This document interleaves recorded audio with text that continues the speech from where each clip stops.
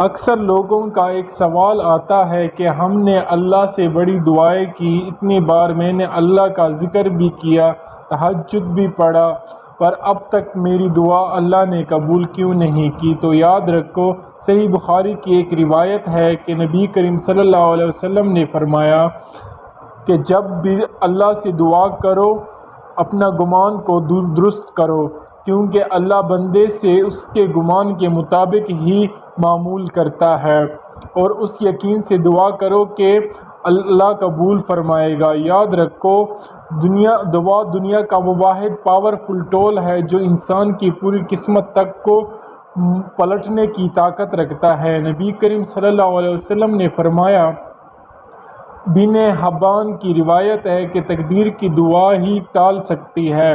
اللہ نے دعا میں اتنی طاقت رکھی ہے کہ قسمت کا قلم اگر تمہارے لیے کوئی دکھ لکھنے کا ارادہ رکھتا ہے تو دعا ہی وہ واحد چیز ہے جو اسے روک سکتی ہے۔ یاد رکھیں، تم جتنی دفعہ دعا کے لیے ہاتھ اٹھاتے ہو نا، اللہ اتنی دفعہ تمہاری دعاؤں کا جواب دیتا ہے۔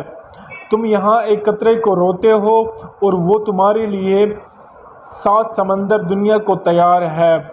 عطا کی تدبیریں وہ خود بناتا ہے۔ جو چیز تمہیں چاہیے وہ تمہیں خود ڈھونڈ رہی ہے اور وہ تمہیں اپنی طرف متوجہ کر رہا ہے۔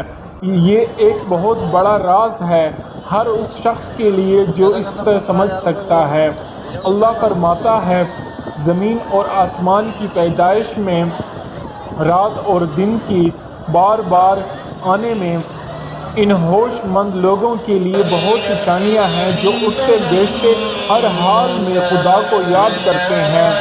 کوئی ہاتھ چوڑا ہے تو جانے دو، کوئی بدل گیا ہے تو بدلنے دو، کوئی تکلیف دے رہا ہے تو صبر کر لو، کوئی دل توڑ رہا ہے تو برداشت کر لو، کیونکہ ہر کام میں اللہ کی اجازت سے ہوتے ہیں اور اس میں کوئی حکمت پوشیدہ ہوتی ہے۔ یاد رکھو، زندگی میں کوئی کام تمہاری مرضی کے مطابق ہو جائے تو شکر ادا کرو، اور اگر تمہاری مرضی کے خلاف ہو رہا ہے تو اور بھی زیادہ شکر ادا کرو، کیونکہ وہ کام میرے رب کے مرضی سے ہوگا اور وہ رب اندیشوں سے پاک فیصلہ فرماتا ہے۔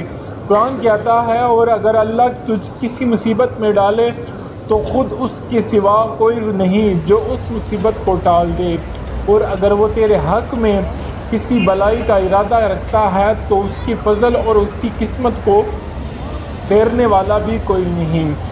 وہ اپنے بندوں میں جس کو چاہتا ہے اپنے فضل سے نوازتا ہے، اور وہ بڑا درگزر کرنے والا ہے اور بہت رحم فرمانے والا ہے۔ تم جانتے ہو اللہ اپنی کن کب فرماتا ہے، جب تم حق اور سچ کے ساتھ عاجزی اختیار کرتے ہو تو پھر اللہ بھی تمہیں بلندیاں عطا فرماتا ہے اور تمہاری من پسند چیزوں سے تمہیں نوازتا ہے۔ اللہ فرماتا ہے، اور جو شخص سچائی لے کر آئے اسے اپنے رب کے ہاں وہ سب کچھ ملے گا جس کا وہ خواہش کرے گا۔ جانتے ہو تمہاری دعاؤں کے راستہ آسان کب ہوتا ہے؟ دراصل مثال صرف اتنا ہے کہ تم دوسروں سے امید رکھتے ہو اور اللہ سے نہیں۔ اگر تم اسباب پر یقین رکھتے ہو تو پھر اسباب بننا پر یقین کیوں نہیں؟ پھر بھی کنفیوز اور ڈاؤٹ کی وجہ سے تم بے چین ہو جاتے ہو اور ڈپریشن میں چلے جاتے ہو۔ دیکھو، قرآن کھولو اور ڈھونڈو اپنے مسائل کا حل۔ پتہ ہے، جب مجھے کوئی سوال تنگ کرتا ہے نا، یہ لوگ مجھے ہرٹ کرتے ہیں یا مجھے کوئی بے چینی ہوتی ہے، تو قرآن کھول کر میں ایک ایک سوال کا جواب تسلی سے لیتا ہوں۔ میرا رب فرماتا ہے، اور جو کوئی اللہ پر یقین رکھے گا تو اللہ اس کے لیے کافی ہے۔ اگر تنہا رہ گئے ہو تو بڑی زندگی ہے، وہ زندگی ہی کیا جسے تنہا نصیب نہ ہو۔ تم کوئی عام بندہ نہیں ہو رہے ہو، پھر تم بہت خاص ہو جاتے ہو، کیونکہ جب انسان تنہا ہوتا ہے نا تو اس کے ساتھ اللہ ہوتا ہے۔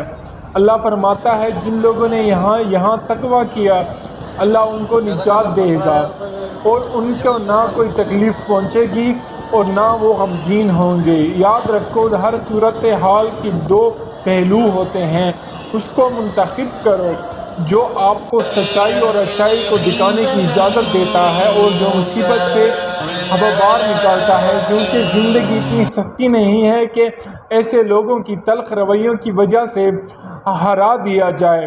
زندگی تو رب کی امانت ہے، آپ سے محبت کرنے والی کوئی عام نہیں ہے بلکہ اس کائنات کا مالک ہے۔ یاد رکھو، اس کائنات کا سب سے بڑا سچ تو یہ ہے کہ انسان جو کوئی بھی ہے اگر وہ کچھ کرنے کا ارادہ کر لے اور اللہ دعا بھی کرتا ہے تو ہو کر رہتا ہے۔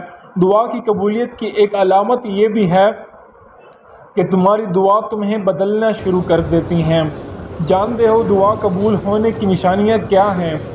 جب تم کچھ کرنے کا ارادہ کر لو اور کسی بھی چیز سے خوف نہ کھاؤ سوائے اللہ کے، اور اپنی منزل کو پانے میں کبھی ہمت نہ ہارو، چاہے راستہ کتنا ہی مشکل ہو، تو تم اپنے سفر جاری رکھو اور اللہ کی رسی کو مضبوطی سے تام رہے ہو، تو خوبصورت معجزہ بھی تمہاری مقدر بن جاتا ہے۔